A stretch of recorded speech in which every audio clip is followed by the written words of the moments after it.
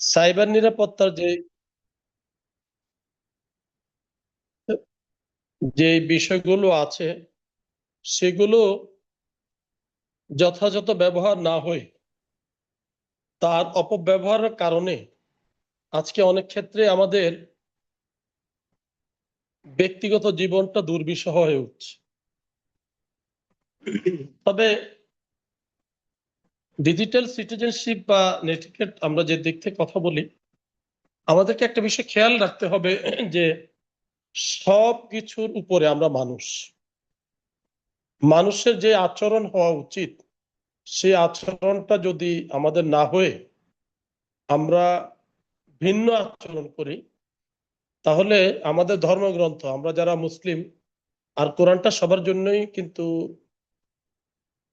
আপনার দিক নির্দেশনা এবং হেদায়েত, এটা আল্লাহ কোরআনে বলেছেন হুদাল্লিন নাস, এটা হচ্ছে মানুষের জন্য হেদায়েত। সেই ক্ষেত্রে আল্লাহ এই কোরআনে একটা কথা বলেছেন কয়েকটা উদাহরণ দেওয়ার পর, যে তাদের অন্তর আছে, অন্তর দিয়ে তারা শুনে না, চোখ আছে, চোখ দিয়ে সত্যটা দেখে না, হুম, কান দিয়ে সত্যটা শুনে না, চোখ দিয়ে দেখে না, মুখ দিয়ে সেটা বলে না, অন্তর অনুধাবন করে না। এই মানুষগুলোকে আল্লাহ রাব্বুল আলামিন কোরআনে বলছেন ওরা হচ্ছে পশুর ন্যায়। প্রথম দৃষ্টান্তটা, কিন্তু পরবর্তী দৃষ্টান্তটা এর চেয়েও আসলে আরো কঠিন। সেটা হচ্ছে আল্লাহ বলছেন বাল হুম আদল, এটা এরা পশুর চেয়েও নিকৃষ্ট। এরপরে বলা হয়েছে এরা হচ্ছে গাফেল, এরা হচ্ছে অসচেতন। সুতরাং আমরা মানুষ হিসেবে এই কাজগুলো করার সময় অবশ্যই আমাদেরকে নীতি নৈতিকতা এই বিষয়টা মাথায় রাখতে হবে। আজকে আমি যে আচরণটি করছি সেই আচরণটি কাল আমার জন্য কিন্তু ধার উধার, সেটা আমার জন্য কিন্তু অপেক্ষা। সুতরাং আমরা যখন অনলাইনে কোনো তথ্য খুঁজবো, সে তথ্য খোঁজার ক্ষেত্রে যোগাযোগ হোক, সেটা কেনাকাটা হোক, মত প্রকাশের সময় সর্বপ্রথম নিজের নিরাপত্তা নিশ্চিত করতে হবে। এবং পাশাপাশি সবাই যদি একটু মিউট থাকে তাহলে ভালো, ঠিক আছে। অন্যদের প্রতি শ্রদ্ধাশীল থাকতে হবে আমাদেরকে, এবং এই শ্রদ্ধাশীল থাকার চর্চাটা আমাদেরকে করতে হবে। যদি আমরা খুব ছোট্ট এক বাক্যে বলতে যাই, তাহলে আমরা কথাটা এভাবে বলতে পারি, ভার্চুয়াল জগতে সুনাগরিকের যে পরিচয় আছে সেই পরিচয় দেওয়াটাই হচ্ছে ডিজিটাল সিটিজেনশিপ, ঠিক আছে। এবার আমরা একটু দেখছি, এটাকে নিয়ে আমরা একটু আলোচনার দিকে এগিয়ে যাই। আমরা দেখি ডিজিটাল সিটিজেনশিপের স্যার মৌলিক যে বিষয়গুলো আছে বা কি বলেছিলেন ভার্চুয়াল, কোনটা বলছি, সরি, জি একটু বলবেন। তাহলে আমরা যে বিষয়টা এরপরে যে সেটা যে মূল যে বিষয়গুলো আমাদেরকে লক্ষণীয় বা আমরা যেগুলো দিয়ে খেয়াল করব, সর্বপ্রথম হচ্ছে যে বিষয়টা, সেটা আমরা নিরাপত্তা এবং দায়িত্ব, এই বিষয়টার প্রতি আমরা লক্ষ্য রাখবো। সর্বপ্রথম সেফটি ফার্স্ট একটা কথা আছে, দেখবেন কোনো কনস্ট্রাকশনের জায়গায় যদি যাই, আর এটা আল্লাহ কোরআনে বলে দিয়েছেন যে এইভাবে তোমরা আগে নিজে বাঁচো, পরিবার পরিজনকে বাঁচাও। যদি আমরা এর সাথে একটু এটাকে লিঙ্ক করি বা করি, তাহলে দেখা যাচ্ছে সেই ক্ষেত্রে আমাদেরকে নিজেদেরকে সুরক্ষার জন্য নিজেদেরকে দায়িত্ব নিতে হবে। এই ক্ষেত্রে আমরা যখন ডিজিটাল ডিভাইস গুলো ব্যবহার করব, নেট ব্যবহার করব, অথবা প্রযুক্তি ব্যবহার করব, সেই ক্ষেত্রে আমরা জেনারেল কোনো জিনিসটা একটু ব্যতিক্রম পাসওয়ার্ড ব্যবহার করবো, যেন যে কোনো কেউ 1 2 3 4 5 অথবা 9 থেকে 1 এদিকে এসে এইভাবে কিন্তু হ্যাকাররা খুব দ্রুত জিনিসগুলো হ্যাক করে নিতে পারে। সেজন্য আমাদেরকে ব্যক্তিগত তথ্যটা সবসময় সুরক্ষিত রাখতে হবে, সেটা গোপন রাখতে হবে। এবং আজকে যে সাইবার অপরাধ হচ্ছে, এই সাইবার নিরাপত্তা সম্পর্কে আমাদেরকে অবশ্যই সচেতন থাকতে হবে।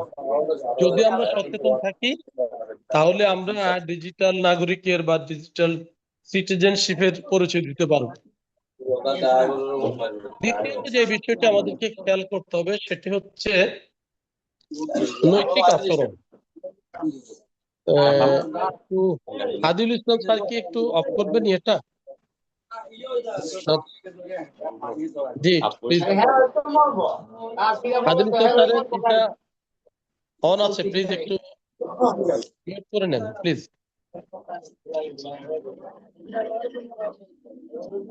নৈতিক আচরণের বিষয় আছে দ্বিতীয়ত, যে বিষয়টা খুবই গুরুত্বপূর্ণ। সামাজিক যোগাযোগ মাধ্যমে যখন আমরা কোনো ভাষা ব্যবহার করব, সেই ভাষাটা অবশ্যই মার্জিত হওয়া চাই। ঠিক আছে, মার্জিত ভাষা ব্যবহার করা, অনলাইনে অন্যকে হয়রানি না করা,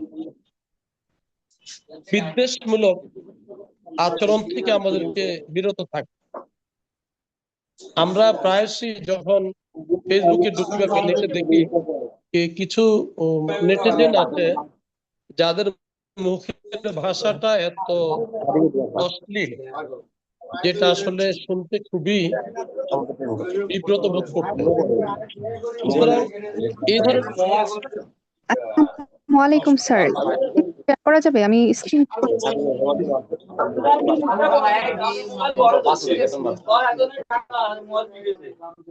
উনি একটু যদি বন্ধ করতেন।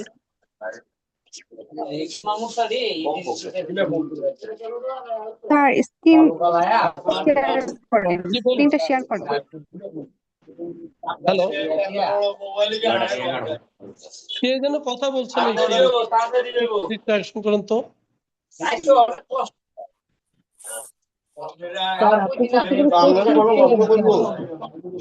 অল মিউট করে দেন। আসসালামু আলাইকুম স্যার, স্ক্রিনটা শেয়ার করেন। জি জি,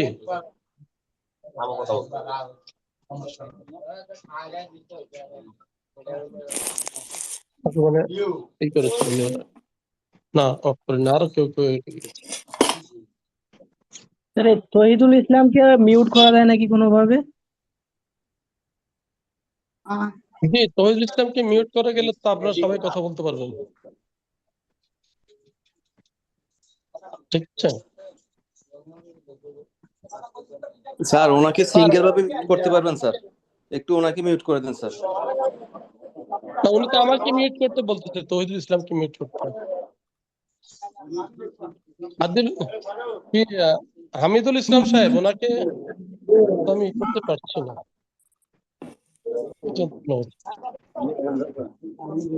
করে দিলাম সবকটা।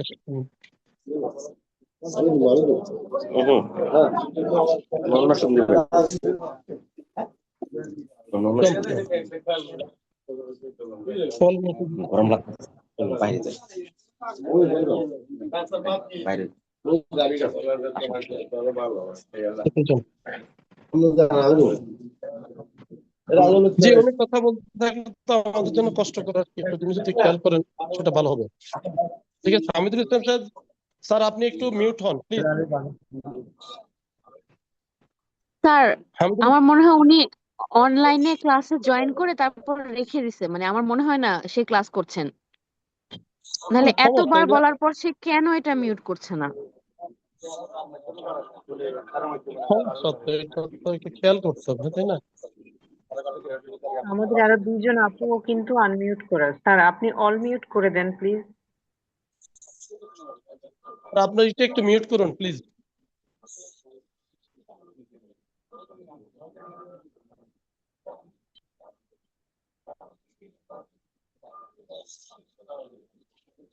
না, একটু আগে তো একজন বললেন আমাকে মিউট করে দেওয়ার জন্য। স্যার দুঃখিত, উনি আপনার নাম হয়তো জানতেন না স্যার, এই জন্য বলেছেন। অথবা উনি একটু খেয়াল করলে হয় আর কি, যাকে বলছি বারবারই, স্যার এখনো মিউট হননি। হোয়াটএভার, আমরা আগেছি। দ্বিতীয়ত, নৈতিক আচরণের পর আমাদেরকে এই ডিজিটাল নাগরিকদেরকে যে বিষয়টা খেয়াল রাখতে হবে সেটি হচ্ছে তথ্য সাক্ষরতা। যেটি আছে সেটি হলো আমরা অনলাইনে কোনো কিছু পেলেই সেটির উপরে মন্তব্য করব না, সেটি শেয়ার করব না বা সেটি ছড়িয়ে দেওয়া। এটি আসলে মিস ইনফরমেশনকে উৎসাহিত করে এবং অনেক সময় দেখা যায় যে এগুলো নিয়ে বিব্রতকর অবস্থায় পড়তে হয়। তো আমার জীবনে এই ধরনের দু একটা বিব্রতকর অবস্থায় পড়েছি। আর সংবাদে যে সত্যতা যাচাই আছে এটি খুবই জরুরি। হ্যাঁ, এটি রাসূলুল্লাহ সাল্লাল্লাহু আলাইহি সাল্লামের সময়ের একটা ঘটনার প্রেক্ষিতে সূরা হুজুরাতে আল্লাহ রাব্বুল আলামিন এই ধরনের একটা কথা দুনিয়াবাসীর জন্য বলে দিয়েছেন যে যখন কোনো পাপাচারী তোমাদের কাছে কোনো সংবাদ নিয়ে আসে তখন তোমাদের উচিত হচ্ছে সেটি যাচাই করা। যদি তোমরা যাচাই না করো তাহলে তোমরা এমন কোনো কাজ করবে যে কাজের জন্য পরবর্তী সময়ে তোমরা লজ্জিত হবে। ফাতুসবিহু আলা মা ফাআলতুম নাদিম। তো সুতরাং এই যে তথ্যের সত্যতা যাচাই করব আমরা, তথ্যের স্বচ্ছতা সততা যাচাই করে আমরা সেটাকে কি করব, আমরা সেটা শেয়ার করা অথবা অন্যের সাথে অন্যকে সেটা জানাবো। এরপরে যে বিষয়টা আছে, আজকের এই অতিরিক্ত ডিজিটাল অ্যাক্সেস ব্যবহার করার কারণে হ্যাঁ আমাদের স্বাস্থ্য ঝুঁকিতে চলে গেছে কিন্তু আমরা। সুতরাং ডিজিটাল অ্যাক্সেস এবং স্বাস্থ্য এই বিষয়টা কিন্তু আমাদেরকে এখন আবার ভাবানোর সময় নিয়ে আসছে। হ্যাঁ, সেজন্য প্রযুক্তিটাকে সমঅধিকার নিশ্চিত করতে হবে। আমরা যারা অতিরিক্ত ইন্টারনেট ব্যবহার করবে সারাদিনই করি, একটা বিষয় হচ্ছে এখন আপনি যে কোনো জায়গায় যান, পাবলিক প্লেসে, গাড়িতে ওঠার পরেই দেখবেন যে আমরা এই দু একজন বাদে প্রায় সবাই মোবাইল নিয়ে ব্যস্ত। পাশের লোকের সাথে একটু হাই হ্যালো করা বা তাকে কিছু প্রশ্নাদি জিজ্ঞাসা করা বা জরুরি কোনো প্রয়োজনগুলো আমরা কিন্তু আস্তে আস্তে ওমিট করে দিচ্ছি। আর এই অতিরিক্ত ইন্টারনেট ব্যবহার কারণে মানুষের কিন্তু শারীরিক এবং মানসিক স্বাস্থ্যের ক্ষতি হচ্ছে। এদিক থেকে অবশ্যই সচেতন থাকতে হবে।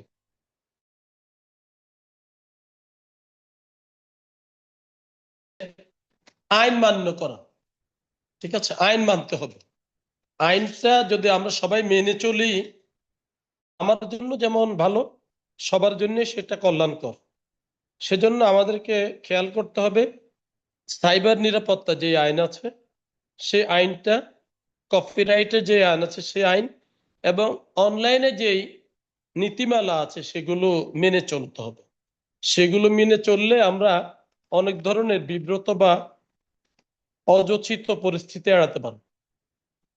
সুতরাং আমরা যদি এই কথাগুলোর পাশাপাশি এই কথা দিয়ে আমরা শেষ করতে চাই, এই প্ল্যাটফর্মে তো ডিজিটাল প্ল্যাটফর্মে যদি আমরা নিরাপদ এবং সম্মানজনক, হ্যাঁ, এবং সেটাকে পজিটিভ দিক চিন্তা করে করি, সুতরাং সম্মানজনক অংশগ্রহণ যদি আমরা করি আর করি এবং করা দুটাই হচ্ছে ডিজিটাল সিটিজেনশিপের একটা অবিচ্ছেদ্য অঙ্গ। এবারে আমরা আমাদের সর্বশেষ যে কথাটা আছে নেটিকেট কি একটু বললেন তো? আপনারা তো জানেন সবাই এই যুগের মানুষ, আমি একটু আগের আপনাদের, সেজন্য আমার কাছে নেটিকেটটা কি বলেন তো একটু। আমি এই আলোচনার শুরুর দিকে একটা কথা বলছিলাম, নেটিকেট ও নেটিজেন এই দুইটা শব্দ আনা দরকার ছিল। আচ্ছা, নেটিজেন কারা? জি প্লিজ, শোনা যাচ্ছে?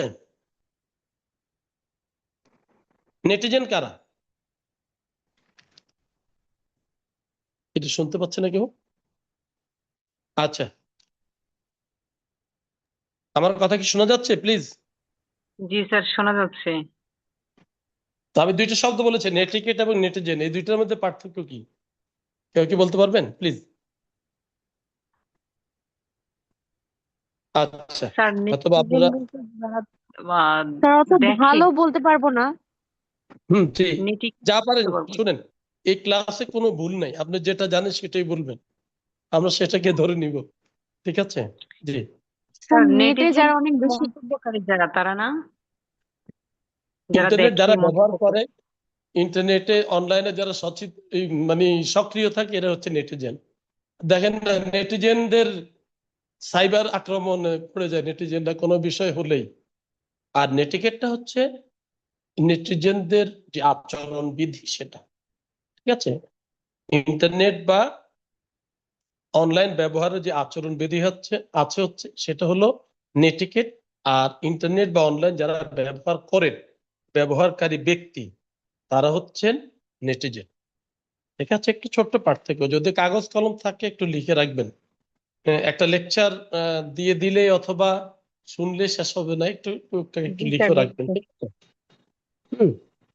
তাহলে আমরা স্যার, নেটিকেটটা আগে দেখি, অ্যাক্টিভিটিটা যেহেতু একটু যদি আপনাদের আবার একটু সিলেবাসে বলতেন স্যার, নেটিকেট নেটিকেট। আছে।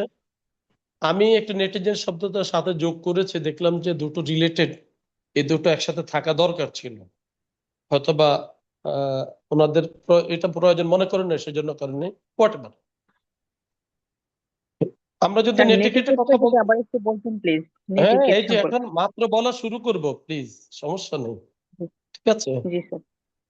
ইন্টারনেট বা ভার্চুয়াল মাধ্যমে যোগাযোগের ক্ষেত্রে ভদ্রতা এবং শিষ্টাচার বজায় রাখার একগুচ্ছ অলিখিত নিয়ম হচ্ছে নেটিকেট। আমি কি বোঝাতে পেরেছি? ইন্টারনেট বা ভার্চুয়াল মাধ্যমে যোগাযোগের ক্ষেত্রে ভদ্রতা ও শিষ্টাচার বজায় রাখার একগুচ্ছ অলিখিত নিয়ম হচ্ছে নেটিকেট। এটা অনলাইনে সম্মানজনক এবং বন্ধুত্বপূর্ণ।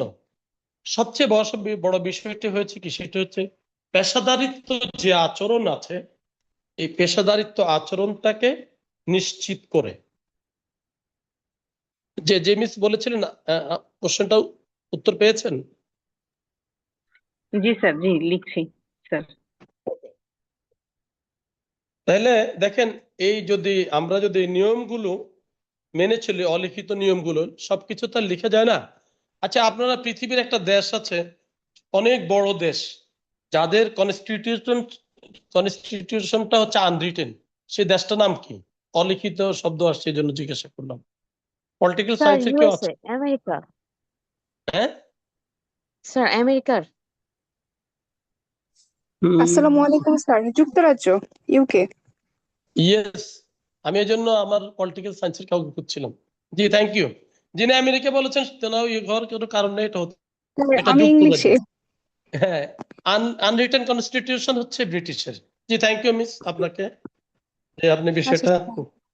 যথাযথ জবাব দিয়েছেন। সুতরাং দুনিয়ার সবকিছু লিখে থাকতে হবে নট নেসেসারি, আপনার আমার বিবেককে খাটাতে হবে।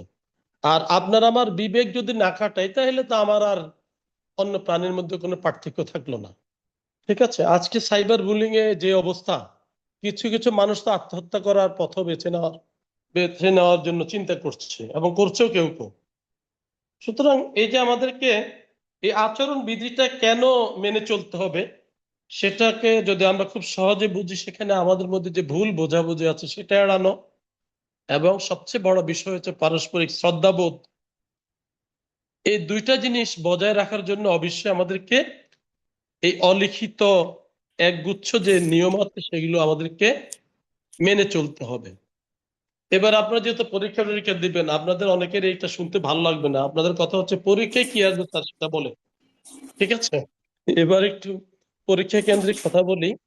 নেটিকেটের যে মূল বিষয়গুলো, সেই বিষয়গুলো আমি একটু বলছি, অল্প একটা বিষয়। আপনারা যদি পারেন একটু টুকে নিবেন, আর না হলে আমি পরে আপনাদের এইভাবে শেয়ার করতে হবে। আমার একটা ঝামেলা আছে, আমার স্যারকে জানিয়েছে, এই মুহূর্তে আমি কম্পিউটার ব্যবহার করতে পারি না, অন্য একটা কারণে আমার ল্যাপটপটাই হয়েছে। প্রথমত যে বিষয়টা হচ্ছে যে শ্রদ্ধাশীল আচরণ হতে হবে। আচরণটা হতে হবে, হ্যাঁ, কি, শ্রদ্ধাশীল। অন্যদের সাথে কথা বলার সময় ভদ্র, নম্র এবং শ্রদ্ধাশীল ভাষা ব্যবহার করতে হবে, যৌক্তিক ভাষা ব্যবহার করা। এরপরে যখন আপনি এই বিষয়টা, এর বিধিটা মানতে যাবেন, বিধিটা মানতে গেলে আমরা যে ডিভাইসগুলো ব্যবহার করি, সেই ডিভাইসগুলো কিছু জিনিস আছে সেটা সে সহজে মেনে নেয় না। যেমন অল ক্যাপস, আমরা যে ওই যে বড় হাতের অক্ষর ব্যবহার করি না কোনো কোনো জায়গাতে, ইন্টারনেট বেসড জায়গাগুলোতে দেখবে সবগুলো ছোট হাতের শব্দ দিয়ে শুরু হয়। খেয়াল করেছেন না, আপনাদের ইমেইল গুলো যখন ব্যবহার করেন, এটা কিন্তু ক্যাপিটাল লেটার চেয়ে সেটা কিন্তু স্মল লেটার দিয়ে হয়। কারণটা হচ্ছে অনলাইনে যখন ক্যাপস লকটা আমরা ব্যবহার করি বা ক্যাপিটাল লেটারটা ব্যবহার করি, তখন এটাকে অনলাইনে চিৎকার করা বোঝায়, অর্থাৎ তার কাছে এটা অসহনীয় মনে হয়। সেজন্য সেখানে আমরা বড় অক্ষর ব্যবহার না করে আমরা কি করব, ছোট অক্ষর ব্যবহার করব।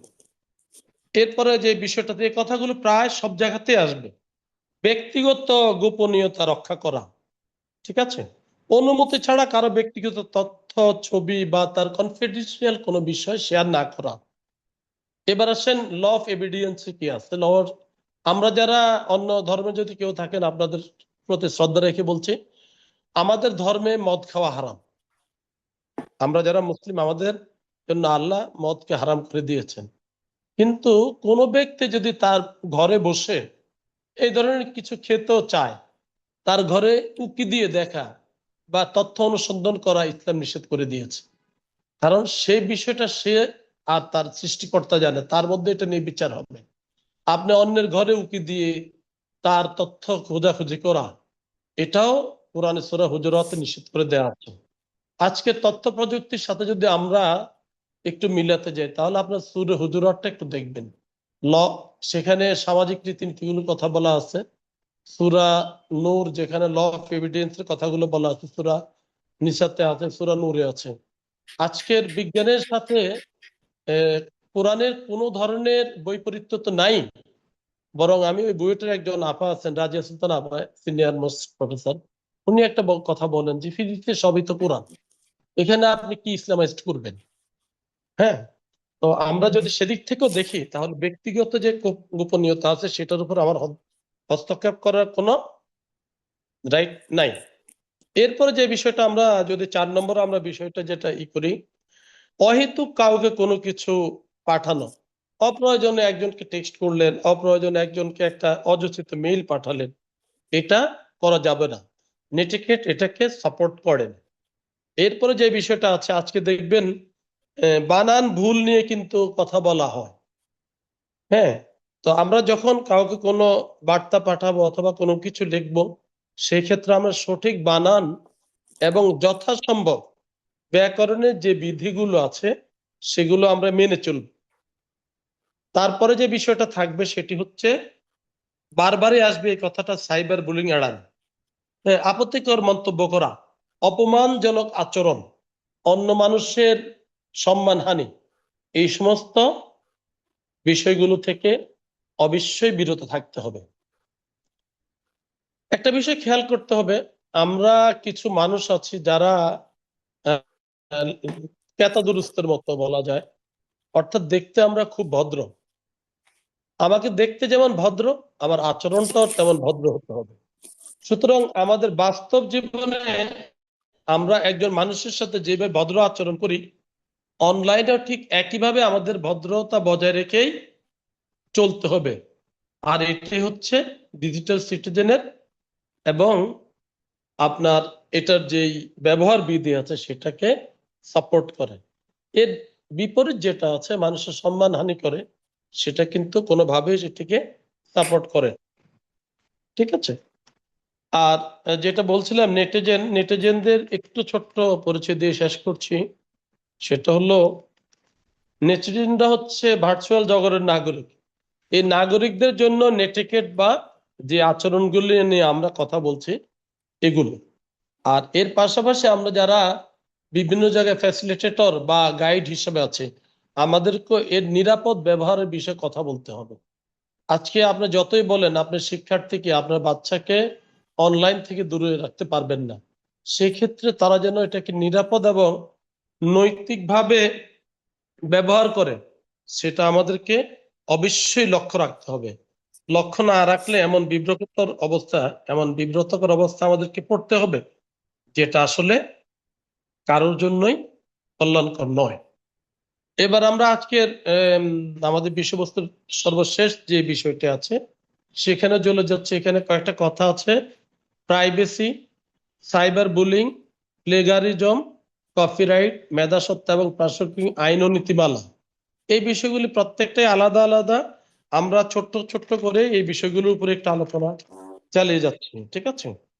প্রাইভেসিটা কি? প্রাইভেসিটা হচ্ছে এমন একটা বিষয় যেটা কোনো ব্যক্তি হতে পারে অথবা গোষ্ঠীর ক্ষেত্রে হতে পারে। হ্যাঁ, নিজের যে তথ্য আছে, ব্যক্তিগত জীবন আছে এবং তার যে কাজটা আছে সেই কাজটাকে অন্যদের দৃষ্টি বা অবাঞ্ছিত হস্তক্ষেপ থেকে আলাদা করে রাখা এবং সুরক্ষা রাখার অধিকার। যে সে যেন আপনার বাউন্ডারি লাইনে ঢুকে না যেতে পারে, আপনার প্রাইভেসিটাকে সে নষ্ট করতে না পারে, এটা খেয়াল করতে হবে। হ্যাঁ, নিজের সম্পর্কে আমি কতটুকু তথ্য প্রকাশ করব এবং সেটা কে দেখবে, সেটা কিন্তু নিয়ন্ত্রণ করার ক্ষমতা আপনাকে থাকতে হবে। তা না হলে এআই এর এবং আলফা জেনজির এই যুগে আপনাকে আমাকে এমন বিব্রতকর অবস্থায় ফেলবে যদি আমরা এই প্রাইভেসিটা রক্ষা করতে না পারি। তখন আসলে সেটা অনেক সময় আমাদের ব্যক্তিগত এবং সামাজিক ক্ষেত্রে খুবই বিব্রতকর পরিস্থিতিতে আমাদেরকে ফেলে দিবে। যদি আমরা একেবারে ছোট্ট এক বাক্যে কথাটা বলতে চাই, তাহলে প্রাইভেসিটা হচ্ছে ব্যক্তিগত নির্জনতা, তথ্যের নিরাপত্তা রাখার স্বাধীনতা। দুইটা বিষয় বলেছি, ব্যক্তিগত নির্জনতা এবং তথ্যের নিরাপত্তা বজায় রাখার স্বাধীনতাটাই হচ্ছে প্রাইভেসি। এখন আসেন প্রাইভেসির মূল দিকগুলো কি বা মূল বিষয়গুলো কি, সেটা নিয়ে আমরা একটু কথা বলছি। প্রথমত যে বিষয়টা আছে সেটা হচ্ছে তথ্যের গোপনীয়তা। সেই ক্ষেত্রে যদি আমরা ব্যক্তি থেকে শুরু করি, সেক্ষেত্রে নাম, ঠিকানা, ফোন নম্বর বা অনলাইনে কার্যক্রমের মতো ব্যক্তিগত তথ্য যেন আপনার অনুমতি ছাড়া অন্য কেউ না দেখে বা ব্যবহার না করে, সেটা নিশ্চিত করা। এই ক্ষেত্রে খুবই সতর্ক থাকা। অনেক সময় নিজস্ব মানুষ যারা আছে তারাও এই বিষয়গুলোকে ভিন্নভাবে ব্যবহার করে। সুতরাং তথ্যের গোপনীয়তার ক্ষেত্রে সবসময় আমাদেরকে সতর্ক থাকতে হবে। ঠিক আছে, এরপরে যেটি আছে ব্যক্তি স্বাধীনতার বিষয় আছে প্রাইভেসির ক্ষেত্রে। নিজের মতামত, বিশ্বাস এবং ব্যক্তিগত কোনো কাজ, ব্যক্তিগত কাজ কোনো ধরনের পর্যবেক্ষণ বা বাধা ছাড়াই সেটা করার সক্ষমতা, এটি হচ্ছে প্রাইভেসির দ্বিতীয় দিকটি। এরপরে প্রাইভেসির তৃতীয় যে দিকটি আছে সেটি হচ্ছে সব ধরনের অবাঞ্ছিত এবং অযৌক্তিক হস্তক্ষেপ থেকে মুক্তি বা নিজেকে মুক্ত রাখা। হ্যাঁ, ব্যক্তিগত যে স্থান আছে বা সময় তথ্য অন্য কারো হস্তক্ষেপ থেকে যাতে আপনি দূরে রাখতে পারেন, সে দূরে রাখার অধিকারটা হচ্ছে প্রাইভেসির অন্যতম একটা দিক। সুতরাং আমরা এরপরে সবশেষ যে বিষয়টা আছে, আজকে ডিজিটাল প্রাইভেসির কথা আমরা বলে থাকি। সেই ক্ষেত্রে আমরা যখন ইন্টারনেট বা অ্যাপ ব্যবহারের সময় আমাদেরকে অবশ্যই তথ্যের নিরাপত্তা, যেটা আইনগতভাবে প্রাইভেট পলিসির মাধ্যমে, প্রাইভেট যে পলিসি আছে এর মাধ্যমে আমাদেরকে অবশ্যই নিশ্চিত। হ্যাঁ, এক কথায় যদি বলি তাহলে ব্যক্তিগত জীবনের উপর ব্যক্তির নিজস্ব নিয়ন্ত্রণটাই হচ্ছে প্রাইভেসি, বা যদি আপনি এভাবে বলতে পারেন আপনার ব্যক্তিগত জীবনের উপর আপনার নিজস্ব নিয়ন্ত্রণ যেটি, সেটি হচ্ছে প্রাইভেসি। এবং এই প্রাইভেসি রক্ষা না করা গেলে আগামী প্রজন্ম বা ব্যক্তিগত জীবনে আমাদেরকে খুব সমস্যার মুখোমুখি হতে হবে। এরপরে যে বিষয়টা আছে এটা আলোচনা হয়ে গেছে, তারপর আমি একটু কথা বলে যাচ্ছি যেহেতু এখানে ইয়েতে আছে সাইবার বুলিং। হ্যাঁ, সাইবার বুলিংটা কি এবার একটু বলেন, এতক্ষণ কথা থেকে আপনি বলতে পারবেন যে একজন একটু বলেন সাইবার বুলিংটা কি? স্যার, সাইবার বুলিং হচ্ছে হচ্ছে মূলত অনলাইনে কারোর সামাজিক পারমিশন যোগাযোগ ছাড়া মাধ্যমে তাকে করা। হচ্ছে অন্যকে অসম্মান করে কোনো কিছু বলা। চমৎকার চমৎকার কথা বলেছেন, থ্যাংক ইউ। এই কথাটাই আছে, মূল যে কথাটা আছে সেটা হচ্ছে ডিজিটাল ডিভাইস ব্যবহার করে কাউকে অনলাইনে কি করা, হ্যারাসমেন্ট করা, অপমান করা বা ভয় দেখানো, মানসিকভাবে আঘাত করার যে প্রক্রিয়াটা আছে, এই প্রক্রিয়াটাই হচ্ছে সাইবার বুলিং।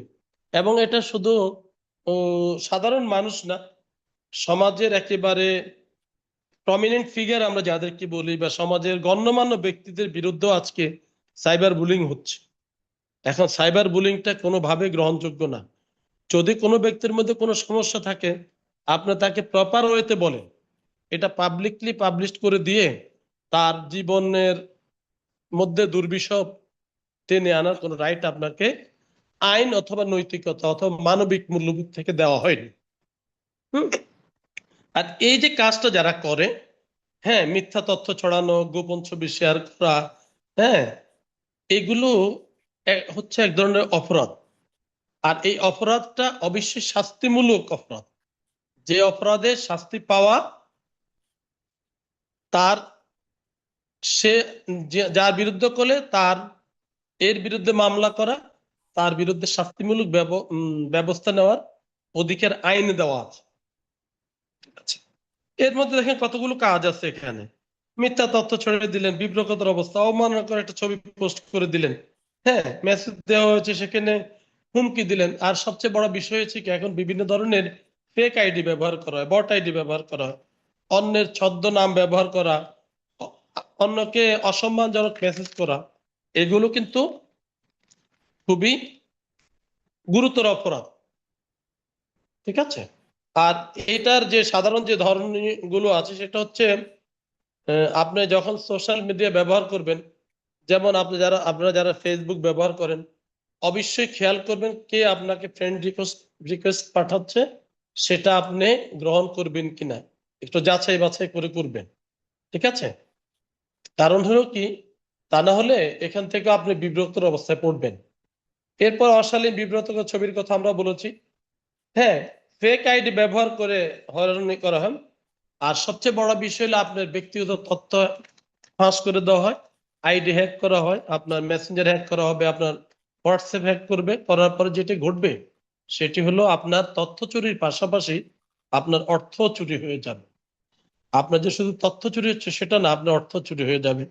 আমি মনে হয় গত ক্লাসে বলেছিলাম আমার একজন কলিগের 1,57,000 বা 67,000 টাকা অল্প কয়েক মিনিটের মধ্যেই গায়েব হয়ে গেছে ব্যাংক থেকে। তো এগুলো প্রতিরোধ করার ক্ষেত্রে আমাদেরকে যে বিষয়টা আছে সেটি হচ্ছে, যখন এই ধরনের অযাচিত কোনো ঘটনার মুখোমুখি হবেন তখন সেটা আপনি কারোর সাথে অবশ্যই শেয়ার করবেন। ঠিক আছে? আপনার বন্ধু বান্ধব হোক, পরিবারের সাথে হোক, এটা শেয়ার করে রাখা, কারণ যে কোনো মুহূর্তে এটা আপনার প্রয়োজন হতে পারে।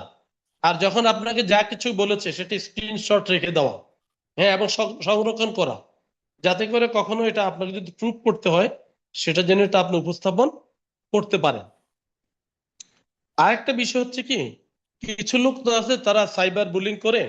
এই সাইবার বুলিং আপনাকে একবার গালি দিয়েছে, আপনি গালি রিপ্লাই দেওয়ার দরকার নেই। যদি আপনি সাড়া না দেন তখন সে একবার দুইবার বন্ধ হয়ে যাবে, আর সাড়া দিলে সে আরো উত্তক্ত করার চেষ্টা করবে আপনাকে আমাকে। সুতরাং এই ক্ষেত্রে যেটা দরকার সেটা চুপ থাকা, সাড়া না দেওয়া। যেমন ফেসবুকে আমাকে মাঝে মধ্যে অনেকে অনেক কিছু লিখে যে দেখে আমি এটা রিয়েক্ট করে কিছু লিখি কিনা। আমি কখনো দেখি, কখনো না দেখলেও ওটার দিকে তাকাই না। তার বলা সে বলেছে, আমি আমার কথা বলা বলেছি। এখানে তার সাথে আমাকে আপনার ঝগড়ায় জড়ানোর কোনো দরকার নেই। ঠিক আছে? আর আবারও বলছি, সোশ্যাল মিডিয়া যে প্রাইভেসি আছে সেটা শক্তিশালী করবেন, যাতে আপনার বাউন্ডারি কেউ করতে না পারে। সর্বশেষ যদি না পারেন তাহলে একটা কাজ করতে হবে, সাইবার আইনে আপনি সংশ্লিষ্ট ব্যক্তির বিরুদ্ধে অভিযোগ করবেন, মামলা করে দিবেন। এটা ছাড়া আমরা এটা প্রতিরোধ করা কখনো কখনো যায় না। সুতরাং আমরা যদি এই সাইবার নিরাপত্তা থেকে বাঁচার জন্য বা অনলাইন নিরাপত্তা সচেতনতা যে বিষয় আছে, এই ক্ষেত্রে ওই যে প্রিভেনশন ইজ বেটার দেন কিউর একটা কথা বলে আমরা হয়তো এর ক্ষেত্রে, আসলে এই ক্ষেত্রে সবচেয়ে জরুরি বিষয় হচ্ছে সচেতন হওয়া। আপনাকে সচেতন থাকতে হবে। আপনার প্রতিপক্ষ যে আছে সে যেন আপনার কোনো দুর্বলতা নিয়ে আপনাকে আঘাত করতে না পারে, সেদিকে খেয়াল রাখা।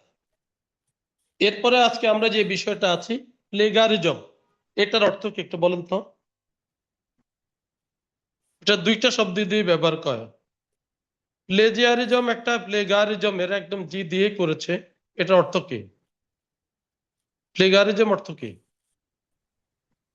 স্যার, প্লেজারিজম হচ্ছে কারোর কোনো একটা তথ্য, অন্য কারোর তথ্য বা আবিষ্কার নিজের বলে চালিয়ে দেওয়া স্যার। চমৎকার, এক কথায় উত্তর হয়ে গেছে।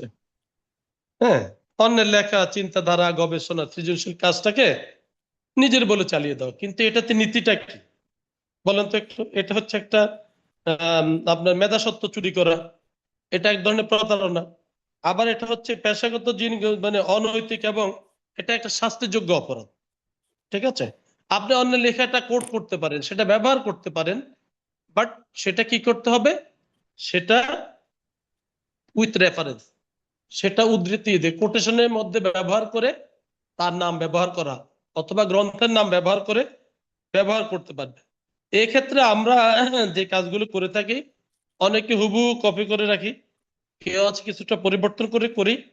হ্যাঁ, এগুলো অন্যায়। আপনি অন্যের যে লেখাটা দিয়েছেন, আমরা যারা গবেষণা কাজ করবে, যারা করবেন, তাদের উচিত হচ্ছে সংশ্লিষ্ট ব্যক্তিকে এই বিষয়ে ক্রেডিটটা দেওয়া, যে ওই ব্যক্তির লেখা। সুতরাং যদি আপনি ওই ব্যক্তির লেখাটা উল্লেখ করে দেন, এতে আপনার যেমন উদারতার পরিচয় দিলেন, পাশাপাশি সেও তার কাজের স্বীকৃতি পেল।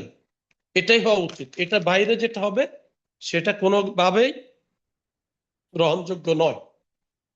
ঠিক আছে, এই কাজটার কারণ যে বিষয়গুলো হয় সেটা হলো, আমরা যা দেখেছি, বিভিন্ন জায়গাতে মানুষকে বিব্রতকর পরিস্থিতি পড়তে, এটা ফলাফলটা যা। যেমন এক সময় দুই বোন ছিল বাংলাদেশে, মিডিয়া জগতে খুব ভালো, তাদের একজন ঢাকা বিশ্ববিদ্যালয়ের শিক্ষিকা ছিলেন। ঠিক আছে, পরে একটা সময়ের পর দেখা গেল উনি যে পিএইচডি থিসিসটা করেছেন সেটা সম্পূর্ণ অন্যজনেরটা নকল করে তিনি করেছেন। তারপরে তাকে বিশ্ববিদ্যালয়ের চাকরি ছাড়তে হয়েছে।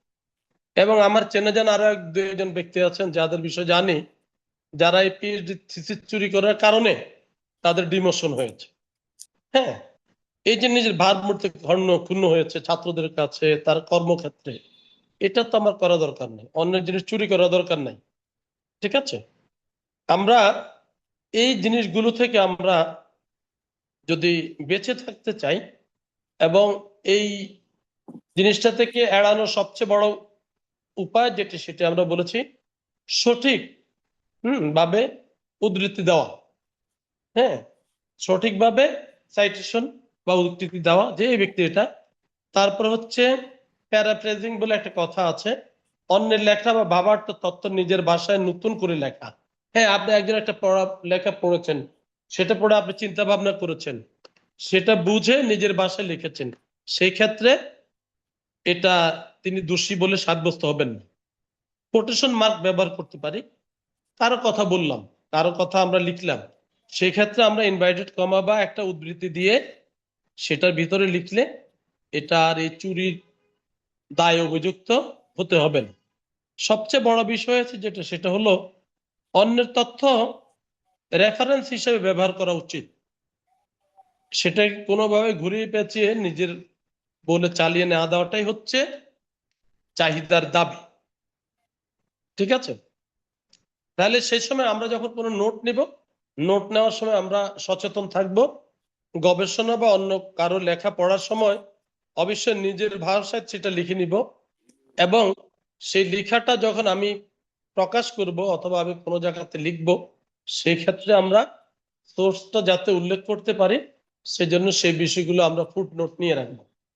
আমি আপনাদেরকে প্রথম দিনে বলেছিলাম, বাংলাদেশের জাতীয় ন্যাশনাল কারিকুলামের ক্ষেত্র কারো তথ্য চুরি করে দেওয়া হয়েছে, এমন ঘটনা আমাদের দেশে ঘটে গেছে। এবং পিএইচডি থিসিস আমরা মাশাআল্লাহ বিভিন্নভাবে করে অনেকে পিএইচডি করার চেষ্টা করেছে, এগুলি সবগুলি অনৈতিক কাজ। এই কাজগুলো থেকে আমাদেরকে অবশ্যই বেঁচে থাকতে হবে। হ্যাঁ, এরপরে আপনাদেরকে আরেকটা কাজ করতে পারেন, সেই লেখাটা অন্য কারো কিনা, সেজন্য অনলাইনে আজকে এটা চেকারের একটা ব্যবস্থা আছে। হ্যাঁ, অনলাইন টুলস ব্যবহার করে কপিরাইটটা চেক করা যায়, যে চেক করার মাধ্যমে এই সমস্যাটা থেকে বেঁচে থাকা যায়। এরপর কপিরাইটটা তো খুব সহজ বিষয়, যেটা আপনারা জানেন। কপিরাইট নিয়ে আমরা একটু কথা বলছি। যার মেধাসত্তা সেটার দাবিদার তিনি, এটাই হওয়া উচিত। সেটা হতে পারে কোনো বই, যেমন নজরুলের গানগুলো, সেটা কিন্তু তার মেধাসত্তা। তারপরে কোনো শিল্পের বিষয় হতে পারে, কোনো সফটওয়্যার হতে পারে, চলচ্চিত্র হতে পারে। এই যে সে কষ্ট করে কাজটা করেছে, হ্যাঁ, এই কাজের মাধ্যমে একচেটিয়া তাকে তার অধিকার দেওয়া হয়েছে। ঠিক আছে, আর কপিরাইট আইন যে কাজটা করেছে, এই ক্ষেত্রে অন্য কেউ তার মেধাসত্ব চুরি করার যেই বিষয় আছে সেটি থেকে তাকে রক্ষা করে। ঠিক আছে, মূলত মানুষের সৃজনশীল যে কাজ আছে সেই কাজগুলোকে নকল বা অবৈধ ব্যবহার থেকে রক্ষা করাটাই হচ্ছে কপিরাইট আইন বা কপিরাইটের মূল কথা। হ্যাঁ, তাহলে কপিরাইট আইন আমাদেরকে কি করে? সেটা হচ্ছে কোন সৃজনশীল কাজের মালিকের উপর আইনি অধিকার, যেটা তাকে মৌলিক কাজ ব্যবহার করা, পুনরুৎপাদন করা, বিতরণ এবং প্রদর্শন করার একচেটিয়া বা একচ্ছত্র ক্ষমতা দেওয়া যেটি, সেটি হচ্ছে কপিরাইট। ঠিক আছে, এখন কপিরাইট আইন যদি কেউ ভঙ্গ করে তাহলে তার শাস্তির বিধান আছে বাংলাদেশের সংবিধানে, এবং 2023 সালে কপিরাইট আইনের যে এই সংস্করণটা হয়েছে সেখানে কপিরাইট আইন লঙ্ঘন করার কারণে 5 লক্ষ টাকা জরিমানা এবং 4 বছরের কারাদণ্ডের বিধান রাখা হয়েছে। যদিও আসলে আমাদের সেই আইনগুলোর দুর্বলতার কারণে অনেক সময় সেগুলো কি ব্যবহার করা যায়। ঠিক আছে, আবার কাউকে যদি চায় আদালত শুধু টাকা জরিমানা করতে পারে, অথবা গুরুতর যদি তার অপরাধ হয় তাহলে উভয় দণ্ডে দণ্ডিত করতে পারে। কারণ অন্যজনের মেধাস্বত্ব আপনি চুরি করার রাইট তো আপনার নাই। আপনি নিজেই কিছু সৃজনশীল হন, আপনি নিজেই কিছু করেন। এরপরে যে বিষয়টা আছে শাস্তির ঝুঁকি যদি আমরা যাই, প্রথম হচ্ছে আর্থিক জরিমানা, কারাদণ্ড বা উভয় দণ্ড হতে পারে। এরপরে যে সমস্ত ডিভাইস বা সরঞ্জামগুলো ব্যবহার করে তিনি এই কাজগুলো করেন সেগুলো চাইলে আইন শৃঙ্খলা রক্ষাকারী বাহিনী কি করতে পারে? জব্দ করে নিয়ে যেতে পারে। আবার কখনো কখনো অন্যের বই, যেমন আমাদের নীলক্ষেত হচ্ছে বাংলা, আমার মনে হচ্ছে পৃথিবীর এমন একটা জায়গা যেখানে সব ধরনের সবকিছু পাওয়া যায়। আপনি যার বইয়ের কথা বলেন, 1 দিন 2 দিন সময় দিবেন, তারা সেটা ব্যবস্থা করে কপি করে হুবহু একটা কপি করে দিতে পারে। এই কাজটাতে আমাদের দেশে অনেকটা এক্সপার্ট আমরা। সুতরাং এগুলো ঠিক না। যদি এই ধরনের অবস্থাতে যিনি ভিকটিম ব্যক্তি যদি আর্থিক ক্ষতির মুখোমুখি হন, তাহলে যিনি এই কাজটা করেছেন তাকে আর্থিক ক্ষতির হিসাবে তার জেল জরিমানাও করতে পারে। ঠিক আছে, সেজন্য এই কাজগুলো থেকে আমাদেরকে অবশ্যই বিরত থাকতে হবে। ইন্টেলেকচুয়াল প্রপার্টি বা মেধাস্বত্ব আইন, ঠিক আছে, এগুলো একটু জাস্ট আমরা কথা বলে শেষ করে যাব। মেধাস্বত্ব আইনটা হচ্ছে এমন একটা আইন, আইনি কাঠামো যেটা কোনো উদ্ভাবক, লেখক হতে পারে তিনি, বা কোনো শিল্পী হতে পারে, অথবা কোনো ব্যবসায়ী যারা নিজস্ব প্রতিভা এবং নিজস্ব উদ্ভাবন থেকে একটা সৃষ্টিকর্ম করেছেন, সেই সৃষ্টিকর্মটা ব্যবহারের একক অধিকার এবং একক মালিকানাটা মেধাস্বত্ব আইন প্রদান করে থাকে। সুতরাং এই মেধাস্বত্ব আইন যদি আমরা বাস্তবায়নের দিকে দেখি, বা এর মূল যে কথাগুলো আছে সেগুলোর মধ্যে সর্বপ্রথম কপিরাইট আইনটা আমরা আগে যেটা বলে যাচ্ছি এটা বাস্তবায়ন হবে। হ্যাঁ, এরপরে প্যাটার্ন এবং ডিজাইন, যে আপনি কি করেছেন, কোনো একটা জিনিসের উপরে আপনার একটা ট্রেডমার্ক করা জিনিস আছে, সেই জিনিসটা আপনার অনুমতি ছাড়া অন্য কেউ ব্যবহার করতে পারবে না। যখন কোনো প্যাটার্ন বা ডিজাইন করলো, ডিজাইন করার পরে নতুন তিনি সেখান থেকে নতুন উদ্ভাবন, উৎপাদন, প্রক্রিয়া, এগুলো যিনি মেধাস্বত্বের বা যারা মেধাস্বত্বের মাধ্যমে এটা করেছেন সম্পূর্ণ একক অধিকার হচ্ছে তাদের, এটা অন্য কাউকে নেওয়ার কোনো সুযোগ নাই। বাংলাদেশে বিভিন্ন সময় বিজ্ঞাপন হয়, এই বিজ্ঞাপনে জিনিস দেখানো হয় যে তা আসলে অন্যরকম। অনেক বছর আগে হালাল সাবান নামে একটা বিজ্ঞাপন হয়েছিল। আসলে হালাল কি হারাম সেটা না, এই এক হালাল সাবানের বিজ্ঞাপন দিয়ে একটা কোম্পানি কিন্তু উঠে গেছে। ডাটা এগুলো আইবো না, এখানে আসতেছে না যে। হ্যাঁ, এরপরে যেটা আছে ট্রেডমার্ক। ট্রেডমার্কটা হচ্ছে কোনো ব্যক্তির ব্যবসায়িক লোগো হতে পারে, সেটা স্লোগান হতে পারে, পণ্যের স্বতন্ত্র চিহ্নকে সুরক্ষিত করে। এই ট্রেডমার্ক এটা আমার, সুতরাং বা এই কোম্পানির বা এই গোষ্ঠীর বা এই সংগঠনের, সেটাকে অন্য কেউ অনুমতি ছাড়া ব্যবহার করতে পারে না। এরপরে মেধাস্বত্বে যে বিষয়টা আছে সেটা হচ্ছে ট্রেড সিকিউরিটি বা বাণিজ্য গোপনীয়তা। ব্যবসায় যে গোপনীয় তথ্য আছে বা সূত্র আছে সেগুলোকে সুরক্ষিত রাখে এবং প্রতিযোগিতামূলক সুযোগ দেয়। তবে এই যে আপনার মেধাস্বত্বের যে জিনিসটা, এটা একটা নির্দিষ্ট সময় আছে। এই সময়ের পরে সাধারণত একটা নির্দিষ্ট সময়ের জন্য নির্ধারিত থাকে, তারপর সেটা মানুষ ব্যবহারের জন্য নিয়ে যায়। যেমন একটা কিছু দিয়ে যখন তার কোম্পানি সেই কাজটা শেষ করতে পারে, তখন ঠিক অনুরূপ জিনিস অন্য কেউ ব্যবহার করতে পারে, সেটা পাবলিক ডোমেইনে চলে যায় এবং সেটা তখন আর মেধাস্বত্ব নিয়ে কোনো সমস্যা থাকে না। এরপরে বাংলাদেশে আরেকটা বিষয় আছে, জীববৈচিত্র্য সম্পর্কিত বিধিনিষেধের একটা বিষয় আছে মেধাস্বত্বের উপরে, যেটা 2017 সালের আইন অনুযায়ী হয়েছে।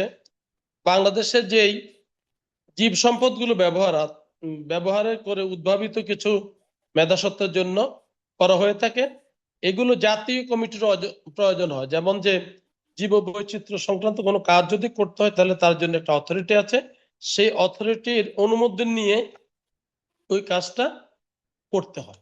আর এগুলোর মাধ্যমে যে কাজটা হয়, সেই কাজটা হচ্ছে মানুষের সৃজনশীলতা বৃদ্ধি পায়, পাশাপাশি অর্থনৈতিক সুরক্ষা পায়, নিজে পাওয়ার পাশাপাশি সেটা জাতীয় অর্থনীতির সুরক্ষা দেয়। তারপরে সবচেয়ে বড় যে বিষয়টি হচ্ছে, সেটা হচ্ছে নকল প্রতিরোধে একটা বিশেষ ভূমিকা রাখে। ঠিক আছে?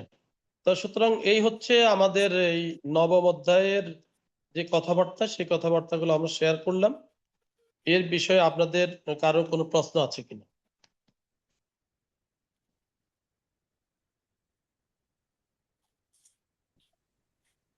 জি, স্যার আসসালামু আলাইকুম। স্যার প্লেজারিজম আর কপিরাইট দুইটার মধ্যে বেসিক পার্থক্য কি স্যার?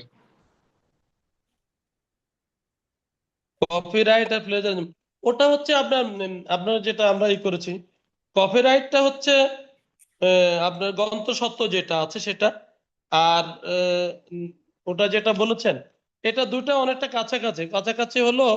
কপিরাইটটা হচ্ছে, এটা একটু পার্থক্য এইভাবে আমরা বুঝতে পারি, সেটা হলো লেখার উপর লেখকের যে সত্ত্ব আছে সেটা হচ্ছে, এবং আইন সিদ্ধতার যে অধিকার আছে, সেটা বিশেষভাবে বোঝায় কপিরাইটের ক্ষেত্রে। হ্যাঁ, তবে একটা জি বিষয় আছে এখানে, আমি আপনাকে বলছি যেটা, সেটা হচ্ছে আধুনিক বিশ্বে কপিরাইটটা শুধু বই পুস্তকের মধ্যে সীমাবদ্ধ না, বরং সেটা হচ্ছে প্রত্যেক মৌলিক সৃষ্টির ক্ষেত্রেই কপিরাইটটা প্রযোজ্য। আর প্লেজারিজম যেটা বিষয় আছে, সেটা এর সাথে সংশ্লিষ্ট। একটা সময় কপিরাইট বলতে শুধু বইপত্র বা এর সংশ্লিষ্ট যে বিষয়গুলো সেগুলো ছিল, সেটার আধুনিক এটা হচ্ছে এটা প্লেজারিজমটা যেটা। ঠিক আছে? সুতরাং এখনকার ক্ষেত্রে যেটা আমরা বুঝবো, সেটা হচ্ছে কপিরাইট আইনে যেটা আছে সেটা তো আছেই। এই ক্ষেত্রে আমরা হুবহু কপির পাশাপাশি তার যেই অন্যান্য ইয়াগুলো আছে, আনুষঙ্গিক যে বিষয়গুলো আছে, সেই বিষয়গুলো কিন্তু প্লেজারিজমটাকে আপনার মিন করে।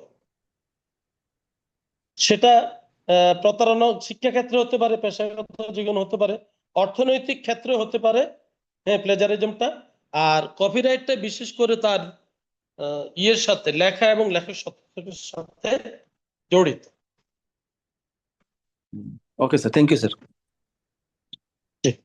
আর আমি আপনাকে আরেকটা কথা বলি, এই যে টপিক দিয়েছে, এই টপিকের কোনো কিছু বইপত্র নাই।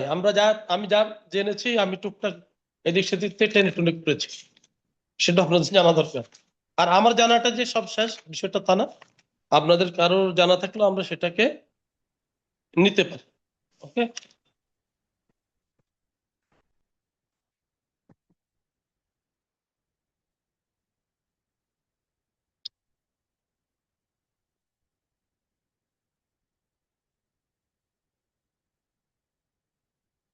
এবার আরেকটা বিষয়, এখানে কপিরাইট আইনের যে পরিধিটা আছে, সেটা যদি আমরা একটু দেখি, তাহলে এই দুইটার মধ্যে পার্থক্যটা একটু পাবো।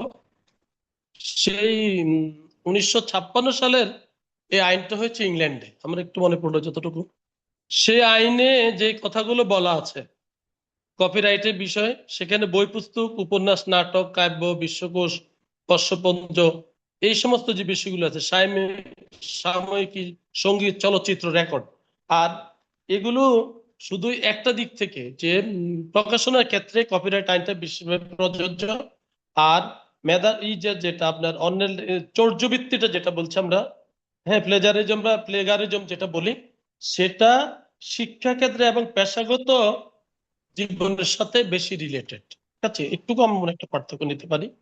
কপিরাইটটা বিশেষ করে বইপত্র এবং এই আনুষঙ্গিক বিষয়ের সাথে, আর অন্য যে মেধাস্বত্ব চুরিটা আছে, হ্যাঁ, সেটা কিন্তু শুধু বইপত্রের সাথে সংশ্লিষ্ট না, সেটা শিক্ষাক্ষেত্রে হতে পারে, সেই প্রতারণাটা আপনার পেশাগত জীবন হতে পারে, অথবা অর্থনৈতিক ভাবেও সেটা হওয়ার সম্ভাবনা আছে। ঠিক আছে, আমার দৃষ্টিতে আমি এতটুকু বুঝছি আছে। ঠিক আছে, ওকে যে স্যার, তাহলে ধন্যবাদ আমরা স্যার। কি আর কি আজকে কি আমরা শেষ করতে পারি ক্লাসটা? জি, আজকে ক্লাস শেষ করছি তাহলে। আসসালামু আলাইকুম। আসসালামু আলাইকুম। হ্যাঁ, ওয়ালাইকুম আসসালাম স্যার। স্যার আসসালামু আলাইকুম। ওয়ালাইকুম আসসালাম।